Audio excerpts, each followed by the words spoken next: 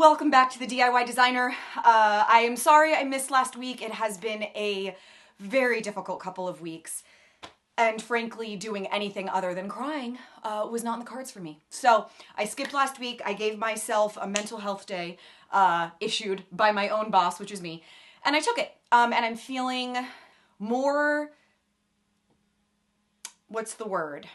I'm giving myself the permission to exist on both sides of the spectrum. And so today is all about that light and joy, and so I'm really happy you're here. If this is your first video, my name is Orly, and this is the DIY Designer. I release a video usually every single week, and those videos are always either DIY style content, personal style development, style hacks, outfit ideas. Really, my whole purpose in life is to get you to feel amazing in every piece of clothing you put on. And so whether that's figuring out the pieces that make you feel amazing or figuring out how to kind of tweak and adjust the pieces you already own so that they make you feel amazing, that's my purpose here. So happy to have you. Today is all about lace. Today's all about lace. This was the biggest breakout trend on all of the fall 2023 runways. Gonna be huge for fall, gonna be huge for holiday, obviously, and into the new year, absolutely. One of the biggest breakouts of the lace trend was lace pants and liningless lace pants where you're seeing the bare leg underneath. This proposes a couple of issues. Number one, I think it looks super cool when people are wearing it with a long blazer or a long t-shirt, something so that when you're seeing the bare leg, you're not seeing the crotchal region. What I don't love so much is when you're seeing either straight up underwear, which number one is just so impractical for most of us in our regular life. When is that gonna be appropriate? Pretty much never. Or it's the more practical version, which is shorts, which is almost so practical that it's not really cool. I don't know, I just either one I don't really like. So today is a triple whammy. Numero uno, I am gonna teach you how to knock off your own favorite pair of pants and make a pattern out of them.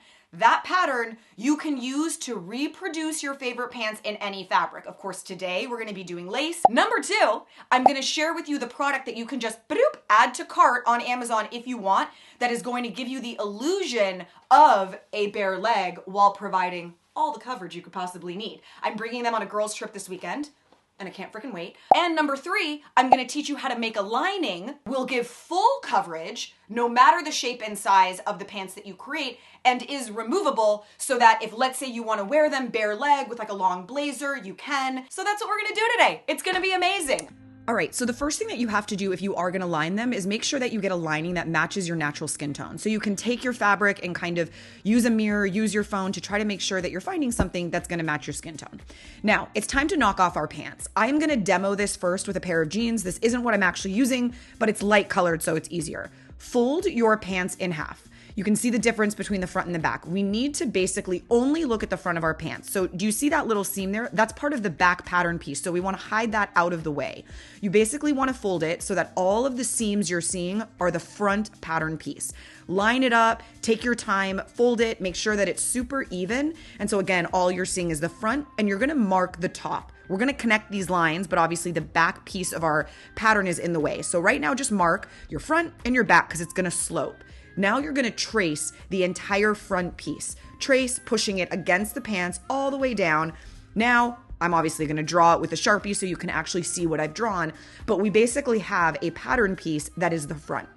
Connect the two lines to create the slope between the front and the back. This is gonna slope up so that your back pattern piece, the two line up perfectly. And so just mark your pattern. This is the front, and you would need two pieces. Now we're gonna do the same thing for the back. Fold it so you're looking at the back and pull out so that you are seeing that interior seam right in the crotch region, right? So pull it out so that you're seeing it right there, because that is the line that we would need in order to have the fit be the same. Again, remember, this is something you're doing with your favorite pair of pants that fit you really well. So I'm tracing them out all the way around. Same thing, I'm marking the slope on the top and tracing it with a Sharpie. Then when these two pieces get connected, we would basically have knocked off our pants. And then of course you would cut these out, but that's not actually how I'm gonna do it. I'm gonna create one pattern piece for each leg. So what you would do is the same to start. You would trace it out. But instead of separating these two as separate pieces, you're gonna line them up just like that. Flip it line up the side seams together and trace it into one piece, because I don't want a seam on the outside of my leg, because with the lace, seams are very visible and I don't want a seam. So I want one pattern piece that's actually gonna wrap around my leg with only one seam going through the center. So this is basically what it looks like. If it's confusing, this should help. That would be the back pocket, that would be the front pocket, and that would be the button. So see, this would wrap around one pattern piece that you would use for the right leg, then you would flip upside down, trace it, and have the left leg. Now the pants that I'm actually using are these black ones. And of course it's hard to tell with the black, which is why I showed you on a pair of jeans. The main difference that I have to adjust to my pattern is these pants are super stretchy. The lace is not. So I measured my widest point around my body and I adjusted the width of the waist to reflect that. That way they stretch on my body. There's gonna be a piece of elastic, but again, without having quite as much stretch as these pants have, I do have to adjust the pattern. So I've done that. I've adjusted the pattern and here is my pattern piece.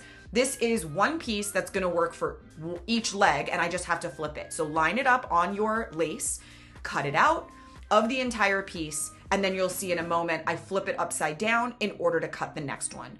So really you just wanna make sure that if you're doing it like this, you are merging the two sides, the front and the back, exactly like I showed you at the beginning, but you're merging them together into one piece. And now it's time to sew them. So basically this is how they would come together, those front and back seams. So to do that, you're gonna lay them face to face. On the left-hand side is my front and on the right-hand side is my back. So you're just gonna pin them together and we are gonna sew that part closed. I recommend doing a simple straight stitch, pretty loose, so that you can make sure that it's good and remove the stitch if you need to. Now, the way that this works is like this. Once you take the centers and open them, those become the center seams in the front and the back. Now, all we have to do is sew close the inseam. So you're gonna line up your front and back seam, obviously pin it, and then pin all the way down one leg, pin all the way down the other, sew them closed, and voila, you have a pair of pants that don't have an outer seam so that it's nice and smooth, nothing obstructing our pretty lace. All you have is an inseam and a front. Now here's the thing, it's bigger than I needed. That is at my widest point and you can see I have a lot of excess. So this is how you would take it in. Go to the crotch point and you're gonna start at 0. Then you're gonna gradually get bigger, bigger, bigger, bigger, bigger until you're at the waist. That is basically doing that. It's taking it out. So you can see I'm starting at 0 and I'm going wider and wider and wider until I'm getting to basically my belly button, where I've now taken out essentially 3 inches. When I slide it on, it's a little bit more snug, but I can get it on. So this is perfect. I'll be putting elastic in the waist to make it fit, but now that I know that was right, I can cut off my excess. I can reinforce all of my seams, zigzagging them. If you have an overlock, you can overlock them. Zigzagging would be really important if you don't have an overlock, to make sure that the lace is really being held together, because obviously some little spots are a little bit more sparse or delicate than others. Now I'm reflecting those changes I made to my pattern. You can see what I'm shaving off. And that's because not only do I want to be able to use this pattern piece in the future, but the lining I want to be a perfect fit. So this is the lining material that I got. Obviously all of the steps are the same, so I'm not gonna show that. And now you can see the lining fits perfectly. It is custom made to my pants, reflecting the adjustments that I made. Now, elastic. Put it on your waist, make it as tight as you want so that it's comfortable and it's sitting in the right spot. Once you've cut it, sew it together so you have a waistband, a completely full circle waistband. You're gonna attach this to the lace. Now, I am not going to attach the lining. If you wanted to attach the lining so they were permanently lined, this would all be happening at the same time. You would be pinning the elastic to the lace and the lining all together, merging them into one piece. I am making it separate. That way I can use my cool product, which you'll see in a minute, as a lining, or I can use my lining material, or I can wear them completely bare. Pin the elastic waistband in evenly throughout. I've shown how to do this a million times, so I'm not gonna go into too much detail here, but you're gonna sew it, and when you flip it, it will be nice, clean finished with the seam hidden. Then you're gonna top stitch right along that line to keep it even more flat. Make sure that the waistband is really flattering, smooth, easy peasy. Now my pants are pretty much done. However, I did decide I wanted to add a scalloped lace edge trim to the bottom. Best way to do this is to do it after the fact. So don't try to cut your pattern using the scalloped lace edge. Cut your pattern as you want and then just save the scallop edge and add it back on after the fact. That'll allow you to adjust the length if you want without worrying that you're getting rid of the pretty scalloped edge. Now it's time to add the elastic into the waistband of my lining. Because this is just a lining piece, I don't want to have like an exposed elastic waistband because I've already got that and I don't want it to be too intense and uncomfortable. So skinny, I think this is, I don't know, like a 1/4 inch, whatever, elastic. I put it in and I'm gonna roll it twice so that when I sew it, it's nice and clean finish, just like that, entirely hidden. This waistband will go underneath the elastic in my lace pants, just completely disappearing it.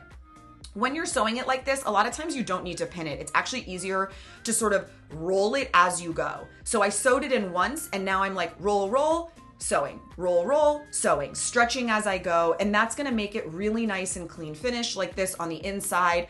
It's not like pretty, but this is again, strictly aligning. Now, I made a bonus top. I'm not gonna show this super in depth because it was literally just a bonus, but basically I cut like a complete rectangle. I cut a little neck hole in my rectangle. Then I free-handed an armhole. I mean, there's no pattern here. I'm literally free-handing this as I go. So you can see, it's like a little cami top. One side of it had the scalloped edge already, so I really only have to add the scalloped edge to one side. And I thought it would be really pretty if I maybe added it to the shoulder, which I did. So I cut off a little bit of the excess. What I ended up doing was like tacking it with tiny dots of glue and then using my sewing machine to put it like officially in place. And then I sewed together my side seams. Now these are this is what I'm gonna link down below. These are like dancer tights.